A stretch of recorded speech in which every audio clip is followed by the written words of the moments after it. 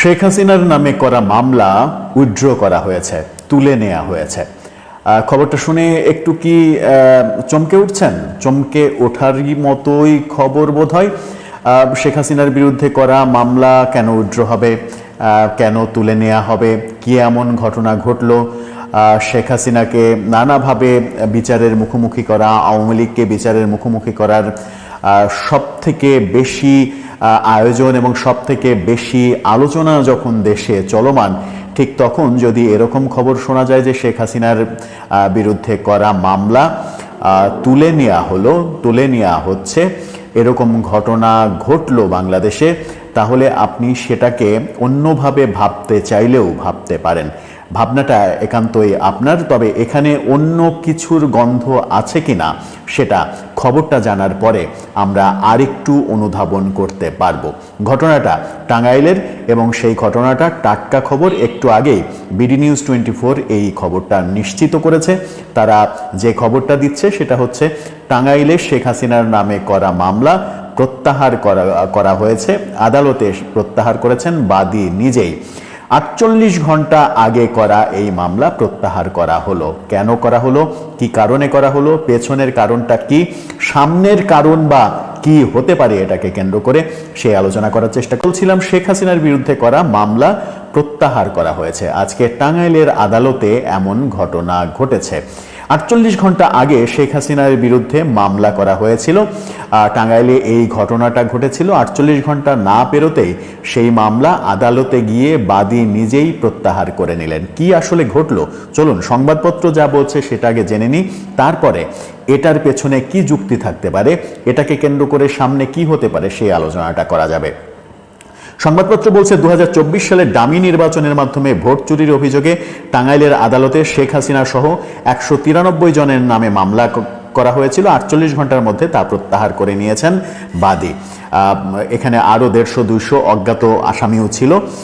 বুধবার সকালে জেলার মুখ্য মহানগর হাকিম ভুয়াপুর উপজেলা আমলি আদালতে বিএনপি নেতা এবং বাদী কামরুল হাসান মামলাটি প্রত্যাহারের আবেদন করেন বলে তার আইনজীবী আবু রায়হান গণমাধ্যমকে নিশ্চিত করেছেন। টাঙ্গাইল আদালত পুলিশের পরিদর্শক মোহাম্মদ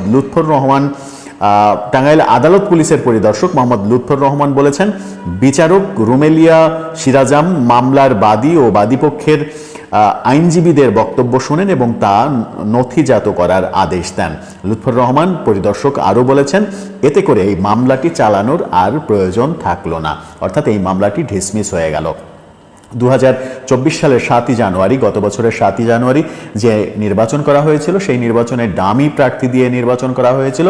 সেই অভিযোগে শেখ হাসিনাকে 1 নম্বর আসামি করে 193 জনকে আসামি এবং আরও 200 জন অজ্ঞাত আসামি করে এই মামলাটি করা হয়েছিল। 48 ঘন্টা পরে মামলাটি প্রত্যাহার করে নেওয়া হলো এবং একজন বিএনপি নেতা এই মামলাটি করেছিলেন। তার ভাষ্য হচ্ছে তাকে উপর থেকে বলা হয়েছে মামলাটা তুলে নিতে। এটা বিএনপির উপরের সিদ্ধান্ত।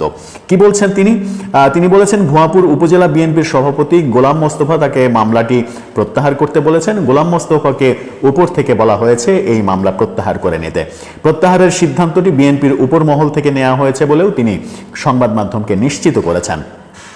টাঙ্গাইল জেলা বিএনপির সাধারণ সম্পাদক ফরহাদ ইকবাল গণমাধ্যমকে বলেছেন, আদালতে মামলা হওয়ার বিষয়টি তিনি জানতে পেরেছেন, কিন্তু মামলাটি প্রত্যাহারের বিষয়ে তিনি এখন পর্যন্ত কিছু জানেন না।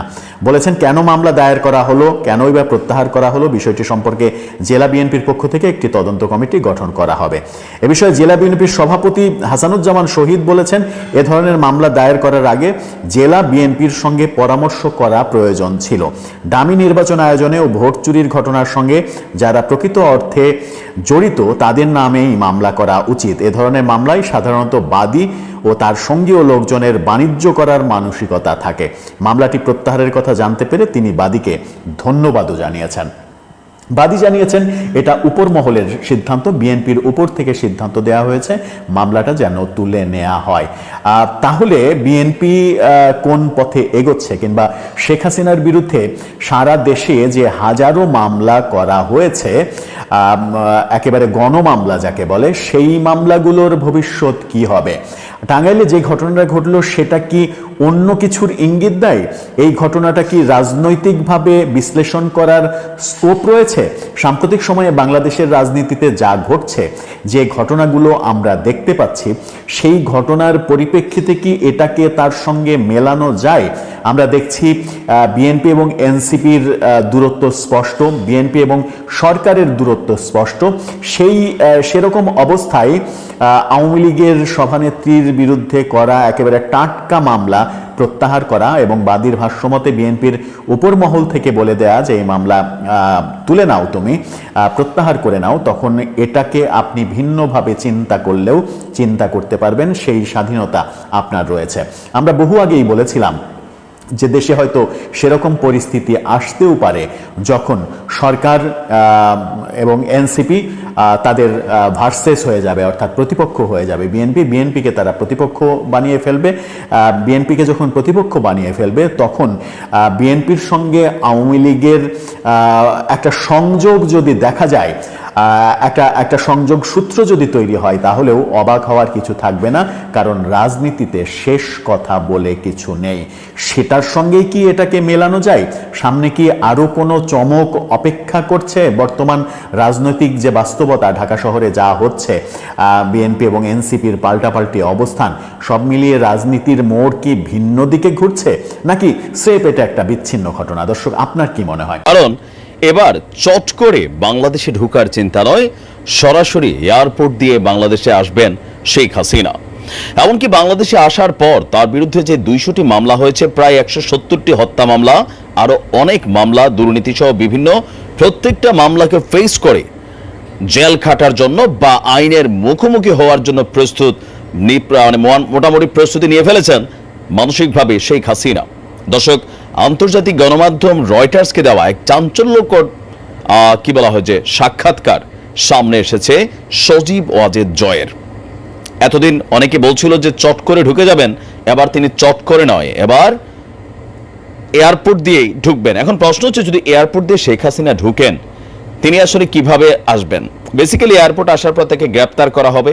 ওই দিন এয়ারপোর্টে বিশেষ নিরাপত্তা থাকবে, রাষ্ট্র নিরাপত্তা দিয়েই তাকে আদালতে নিয়ে যাবে, অথবা তাকে গ্রেপ্তার করে যেখানে রাখার সেখানে রাখবে। কিন্তু হঠাৎ করে কেন এই সিদ্ধান্ত নিতে যাচ্ছে শেখ হাসিনা?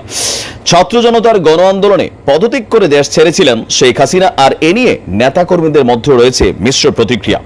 অবশেষে বার্তা সংস্থা রয়টার্সকে দেওয়া এক সাক্ষাৎকারে সজীব ওয়াজেদ জয় শেখ হাসিনার দেশে ফেরা নিয়ে চাঞ্চল্যকর তথ্য দিয়েছেন।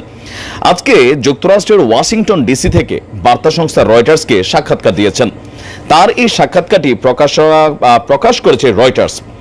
সাক্ষাৎকারে সাংবাদিকদের প্রশ্ন ছিল যে শেখ হাসিনা কবে দেশে ফিরতে পারেন, বা আদৌ তিনি কি বাংলাদেশে ফিরবেন নাকি ভারতেই থেকে যাবেন। সজীব ওয়াজেদ জয় বলছেন যে এটি শেখ হাসিনার উপর নির্ভর করছে, তবে আমার মা বাংলাদেশে ফিরতে মানসিকভাবে